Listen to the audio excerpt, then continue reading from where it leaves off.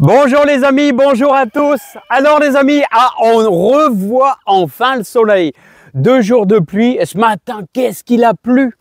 Waouh, écoutez, ce matin c'était infernal pendant environ 3 heures. Le jardin est trempé, mais alors l'herbe, tous les mauvaises herbes, mais alors ça pousse, ça pousse, ça pousse. D'ailleurs, ça fait déjà une demi-heure que je suis en train de désherber un petit peu dans les allées. Il y a un boulot monstre, on s'en sort jamais. Et le pire, c'est toujours par la suite. Alors les amis, moi je vous invite de profiter de cette humidité. On va semer 1 litre d'haricots verts à la façon des anciens. On va profiter que la terre est bien humide. On va travailler sans terreau. Ouais, on va travailler sans terreau. Et je vais faire une petite ligne et on va rabattre simplement un petit peu de terre bien humide. Mais attention les amis, on ne va pas tasser, hein. Voilà. Alors, les amis, on est le 16 mai. On est en lune descendante. Mais qu'est-ce qu'on peut faire? Bah, bien sûr, on peut semer des haricots jusqu'au 15 août. 15 août, c'est quand même l'extrême limite, hein, je vous dis. Je me base un peu avec le réchauffement climatique. Il faut avoir un mois d'octobre, tout au moins les 2 dernières semaines, qui sont à peu près douces. Voilà, supérieures à aller à 12, 13, 14 degrés. Autrement, bah ça va germer au 15 août.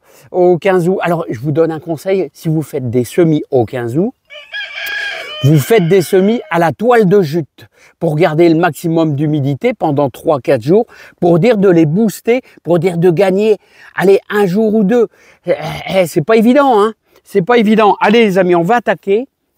Alors avant, je vais vous donner quelques petites explications. Alors voilà, on a eu un bel épisode de pluie.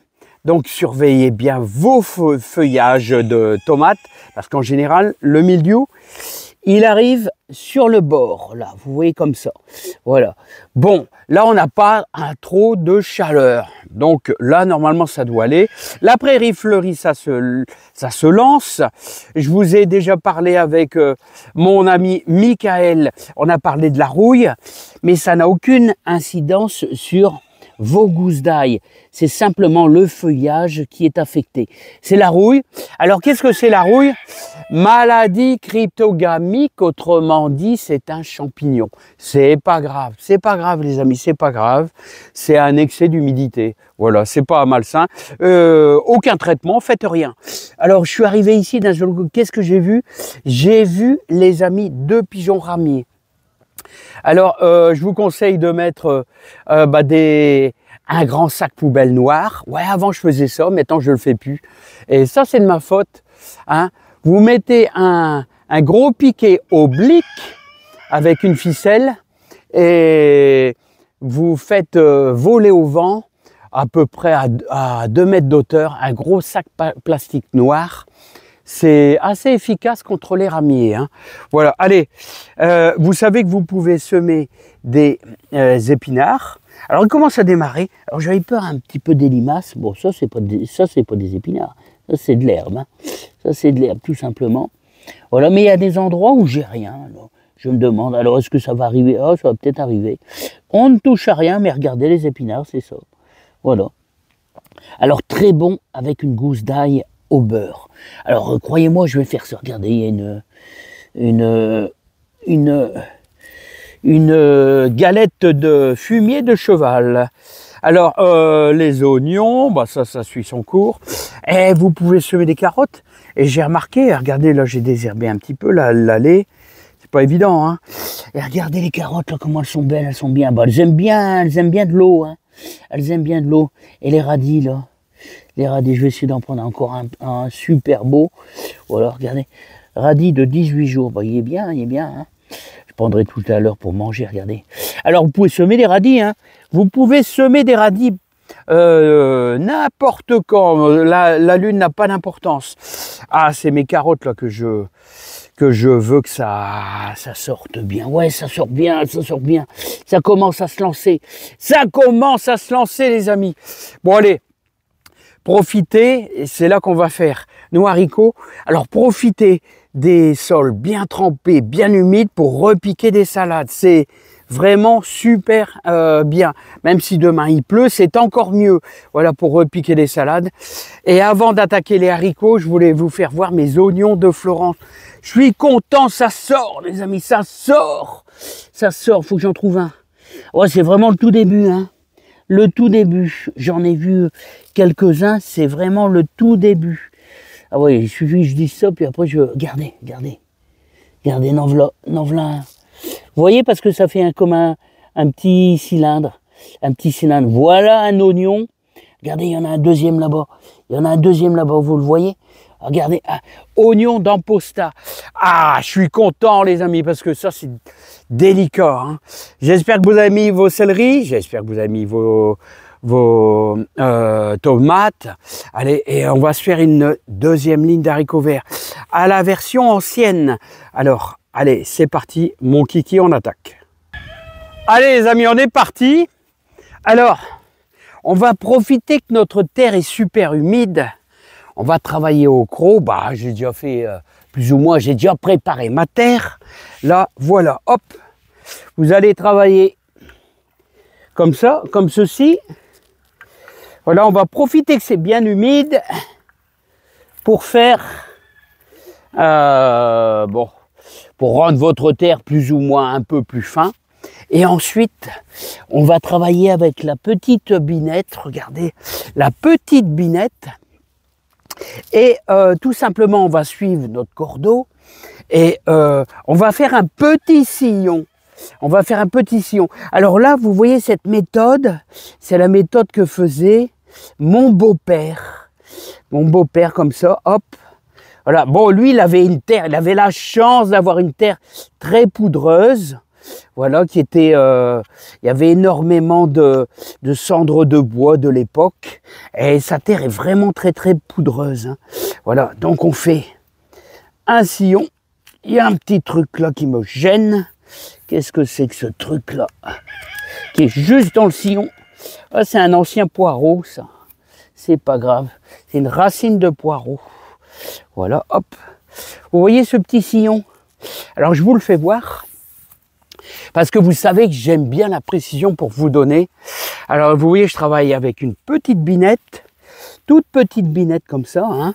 Elle est très pratique cette binette, hein, qui fait à peu près 7 cm là d'envergure.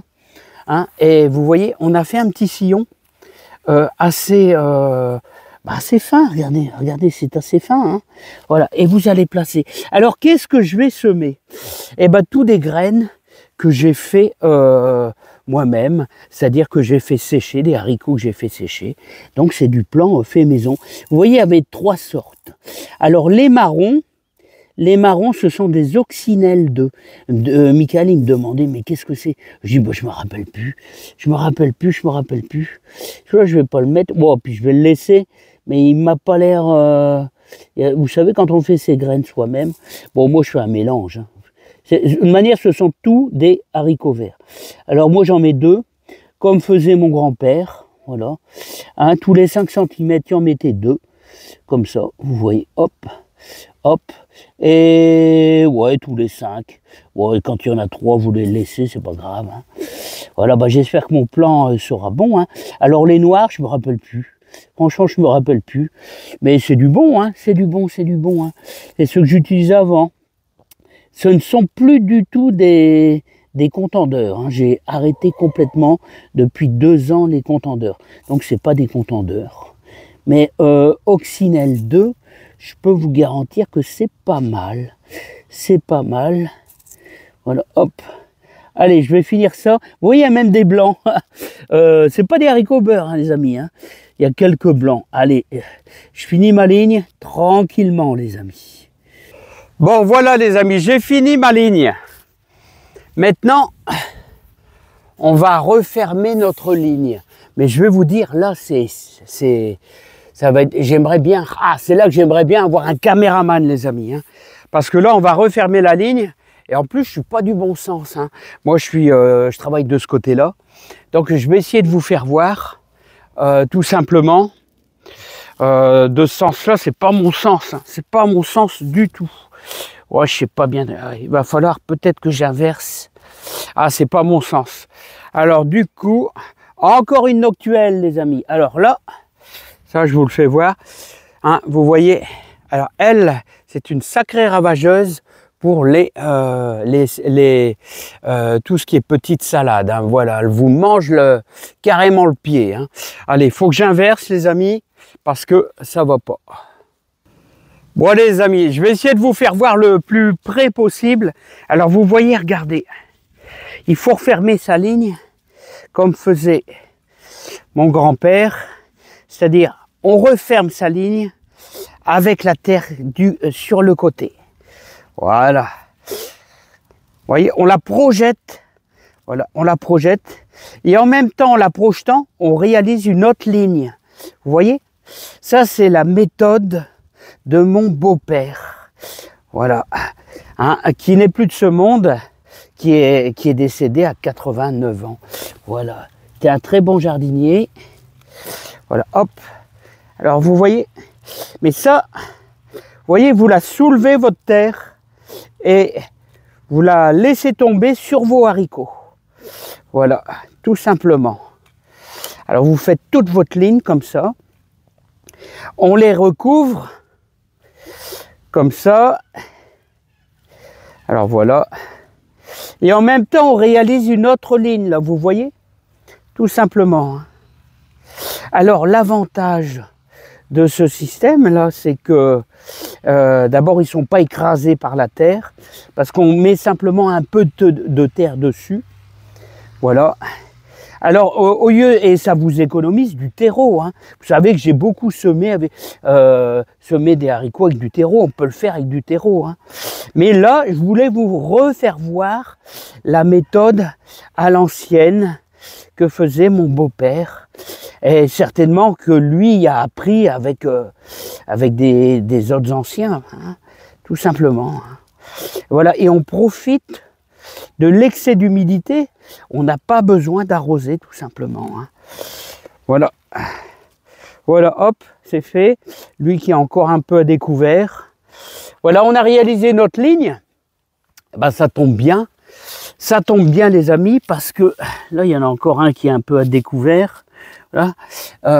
Donc vous comprenez, vous soulevez carrément un petit peu de terre avec, tout simplement, vous allez rabattre tout simplement sur vos haricots. Et ensuite, forcément, bah, on obtient une deuxième ligne à côté. On obtient une deuxième ligne à côté qui permet justement de ressemer. Et à chaque fois, vous pouvez faire une deuxième ligne. D'ailleurs, c'est ce que je vais faire. Voilà, mais il va falloir que je donne un petit coup de croc là, léger pour casser un petit peu cette terre là qui est un petit peu grosse. Voilà les amis. Bon bah ceci dit, n'arrosez pas trop. Vous savez qu'un haricot qui est trop arrosé, après il peut pourrir là. Mais c'est bien, là on démarre sur une terre fort humide et surtout profitez des pluies pour pouvoir repiquer de la salade. Regardez la belle grosse paresseuse là, qui est à repiquer. D'ailleurs, j'ai bien envie de faire une petite ligne là, vite fait. Là, voilà, pour dire d'avoir toujours pensé. Je pense pas au lendemain, mais je pense que dans un mois et demi, eh ben, faut pas que je sois en manque de salade. Bah ouais, un jardinier, s'il est en manque de salade, ça va pas, hein, il est pas content. Hein. Allez, on attaque les amis, faut que je finisse ma deuxième ligne. Allez, je vous laisse, à bientôt, bye bye, j'espère que vous avez bien compris le principe.